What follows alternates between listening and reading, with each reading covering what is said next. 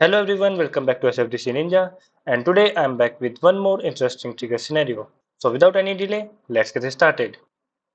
Now to set the foundation, let's first understand data model for today's scenario. So for today's scenario, we have two objects, account and contact. From account object, we are going to use record type, and from contact object, we are going to use contact type picklist field. And both record type of account object and contact type field of contact object contains same values, which are lead, partner, and customer. So this is the data model for today's scenario. Now let's understand today's requirement. In today's scenario, on insertion of contact, we need to update contact type field based on record type of its parent account. Also, we need to prevent updation by showing an error message when a user try to update contact type field value other than parent account record type value. Confused? But don't worry. I will try to simplify the requirement by using a flowchart. Let's say there is an account record with record type customer. Now if a user insert a contact on this account, then what we need to do? We need to update contact type field of that contact to customer before its insertion. Why? Because record type of its parent account is customer. If record type of parent account would be partner, then contact type field value would also be partner. So this is what we need to do when a user insert a contact. So basically in this scenario, contact type field value of all related contacts of an account should be same as record type of parent account. Therefore, we need to ensure that a user should not be able to update contact type value other than record type value of account. Now, let's say a user update a contact on an account whose record type is also again customer. Then in this case, we need to check the contact type field value. If it is same as account record type, then no worry, user will be able to update it. But if it is not same, then we need to show error. In short, we need to apply a validation that contact type field value and account record type value should be same. So this is what we are going to do today. I think that is enough of theory part. It's time to code. So let's go to VS Code and create our handler class. Let's name it trg handler. Create our method public static void trg method. And it is obvious that our target object is contact. So let's pass a list of contact as parameter in our method like this. List contact. Let's say new list. See, we need to update contact field according to the parent account record type on its insertion. Therefore, we'll be needing parent account ID of contact. That's why our first step is to store parent account ID in a set. So for that, let's create a set first. Set ID, let's say CCIDs, new set ID. Set to store parent account ID. Apply a null check on this list. Is empty. Iterate over it. Contact, let's say con new list. Apply a null check on account ID like this. Account ID not equals to null, and store account ID in our set. Copy its name, paste it here, dot add con dot account ID. Now to ensure that our further code will be executed only if this set contains a value, we will apply a null check on this set like this. If ACCID is not empty, in next step, what we will do, we will fetch account data like this. For account, ACC, select ID, comma, record type dot name from account, where ID in our set. In this scenario, we need to update child record by parent record, and using a map is an easy way to do it. So what we will do, we will store account ID and record type name in a map. Let's create a map here. Map ID comma string. Let's say cc map string. Copy its name, paste it here, and now store account ID in key and record type in value of this map. acc.id and in value acc.recordtype.name.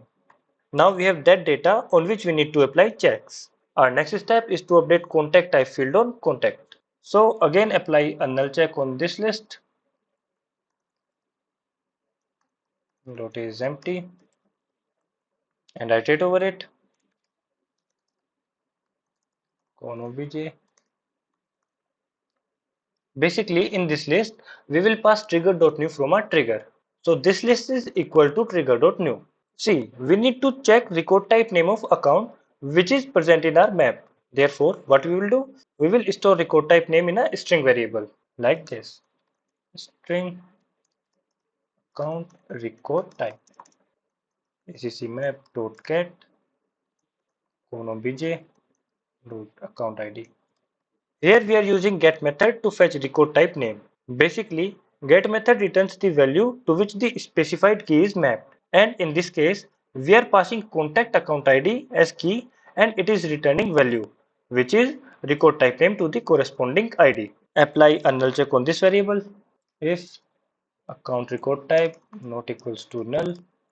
Now this is the part of code where we will update the contact type field. Apply a check like this. If account record type equals to lead, then contact type should also be lead. Con obj dot contact type should also be lead. Similarly, update contact type field for other values also. Else if account record type equals to partner, copy this line, paste it here, and change lead to partner. And last for customer, customer. Now guys see, it is contact record which will invoke a trigger and we need to update field on same object. That's why we will use before event in our trigger. And because of this reason, we don't have to perform any DML to update contact record. So this part of code is for insert operation. But our second task is to apply validation on contact type field on update operation.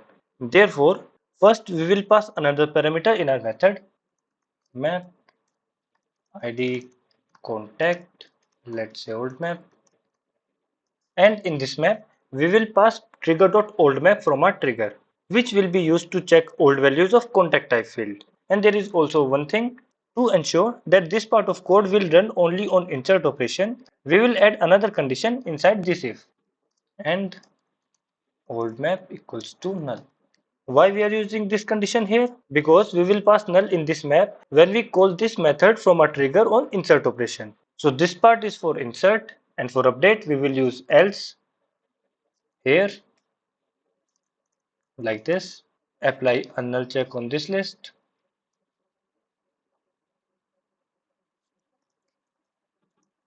Dot is empty and iterate over it for contact con rcd new list. And now apply a check that if new contact type value which is being updated by user is not equal to old value. And to fetch old values, we are going to use map that we have passed as parameter in our method. So let's use if condition like this con rcd dot contact type not equals to old map dot get con rcd dot id dot field name. And if this condition will get true, then again we will fetch account record type in a variable. So copy this line, paste it here. Again apply another check that if contact type value is not equal to account record type value like this. Con rcd dot contact type not equals to, let's change its name, acc record type. And if this condition will get true, then we will show error message like this. Con rcd dot add error contact type cannot be updated to a value other than count record type. Save it and deploy it to org. Okay, it is successfully deployed. So we have our class ready. Now let's create our trigger. Let's say con trg. I already explained earlier that it is contact object which will invoke a trigger. Therefore, a trigger will be on contact object with before event. Why before event? Because we are updating field of same object. So let's write contact here with before insert and before update. Now apply a check to call our handler class method only on insert operation like this. Trigger.is before and trigger.is insert. trg handler trg method. We will pass trigger.new in first parameter and null in second.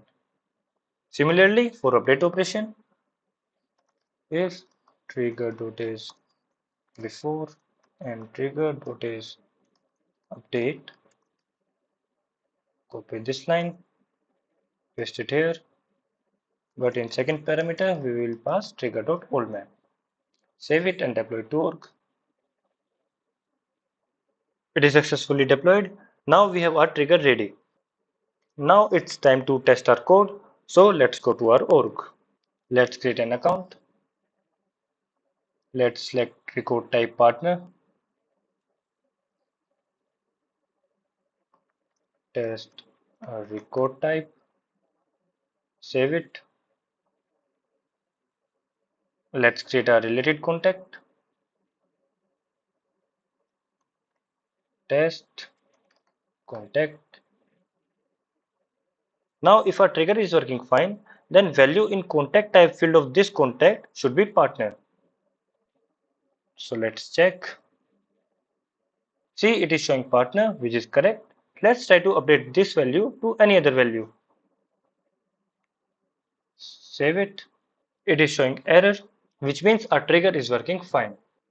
So that's it for today, guys, and I'll be back with more interesting trigger scenarios. Thank you.